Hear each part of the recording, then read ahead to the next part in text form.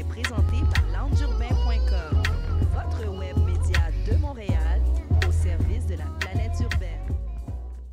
Vous avez entendu, hein, on est dans la place de la royauté. Oui, oui, oui. Positive Black Soul sont à Montréal. Et on est très heureux et vraiment humblement fiers de les recevoir ici à Planète Montréal. Ils sont ici pour célébrer, commémorer leurs 25 ans de carrière. Qu'as-tu? Je vais très bien. Ainsi que c'est ton frère qui est là. Dagiti. Oui, Dogiti, comment vas-tu? Très bien, merci. Ah, écoute, qu'est-ce que ça représente pour vous de célébrer comme ça 25 ans de carrière? Il y a comme mes enfants, vos enfants, leurs amis qui sont des nouveaux fans. Qu'est-ce que ça vous fait? Ben, ça fait plaisir et en même temps, bon, pour nous c'est une bénédiction. On a réalisé un rêve, on est en train de le vivre. Et voilà, encore, on est toujours là après 25 ans, c'est pas donné à tout le monde, certains n'ont pas cette chance, donc on remercie le ciel pour ça. En même temps, bon, c'est vrai que ça fait aussi qu'on sent qu'on est plus jeune. Voilà quoi, toujours la pêche. The older, the Stronger. yeah.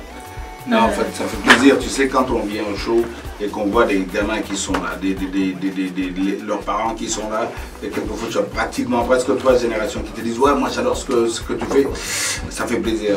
Et hier, on était en train de dire aux organisateurs, si des enfants veulent venir avec leurs parents, il faut que les enfants puissent accéder au concert. Parce que pour nous, en tout cas, notre plus belle réussite, c'est que justement ça, qu'il y ait au moins 2 générations qui se retrouvent. 2 générations, tu dis, c'est presque ouais. 3 générations. Ouais, presque, ouais, tu vois. Ouais, mais vas-y, ne nous vieillis pas.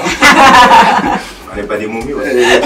Mais c'est ça qui fait plaisir et franchement, je dis ça, c'est la bénédiction et qu'on soit toujours aussi passionné comme au premier jour. Voilà, c'est une bénédiction. Faites, quel est votre secret? Parce que là, il y a des jeunes aussi qui écoutent, qui veulent faire carrière dans la musique, dans le genre hip-hop. Quelle est votre carrière pour durer si longtemps?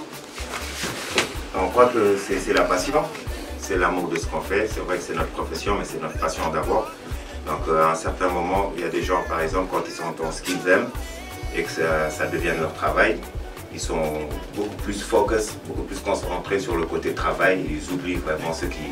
Voilà, et nous, c'est cette passion qui nous nourrit, c'est l'amour de la musique. C'est le moteur. Le moteur. C'est le moteur à la Dieudonné.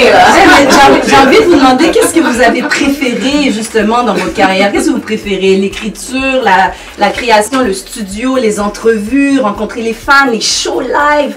Qu'est-ce qui vous fait triper? Nous, je pense que ce qui nous a fait triper très vite, c'est les voyages. Tu vois? Parce que les premiers voyages, imagine, on te prend de ton quartier, on t'appelle, on te dit est-ce que vous voulez venir à Londres? Tu dis j'y crois pas, c'est pas vrai. Tu vas le voir. On n'est pas au mois d'avril là, des poissons d'avril. On te fait voyager. C'est surréel. On te fait voyager en première classe sur Air France.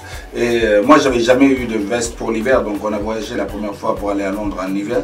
Donc mon patron de l'époque m'a prêté sa veste pour l'hiver. Et c'est cette passion pour le voyage et donc les rencontres qui vont avec, elle est toujours intacte.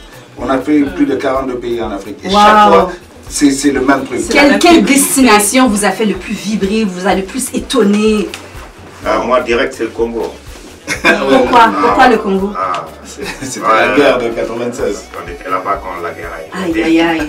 Elle a éclaté, elle a attendu le jour où on rentrait pour éclater. On nous a coupé la route quand on allait à l'aéroport. Ouais, elle a échappé belle. Par terre, vous êtes qui? Ils sont bien payés nos têtes, mais Dieu merci, on est sortis. Et vous avez pu faire le show? Oui, oui, c'était après le show. C'était après le show. Oh wow! Passion de pouvoir vivre de sa passion. Yeah. Vous êtes vraiment béni.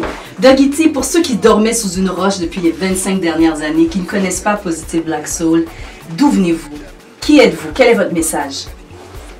Positive Black Soul, c'est un groupe dakarois, un quartier, le meilleur des quartiers au monde qui s'appelle Kapsi. Yes, c'est important de le préciser. C'est le plus beau, le plus magnifique, voilà. Et c'est un groupe voilà, qui est sénégalais mais qui se réclame africain.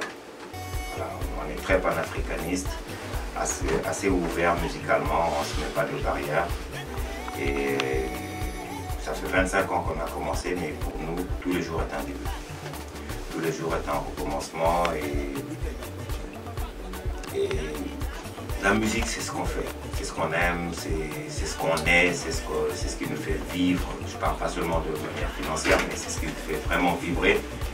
et on fait tout pour rester toujours assez représentatif de notre continent.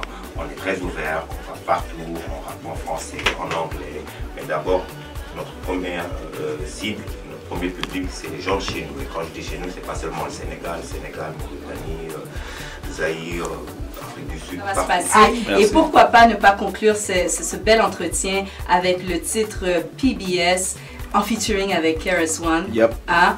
Et ça, on peut le retrouver sous l'album New York Paris. Planète Montréal du jeudi est présentée par loungeurbain.com, votre web média de Montréal.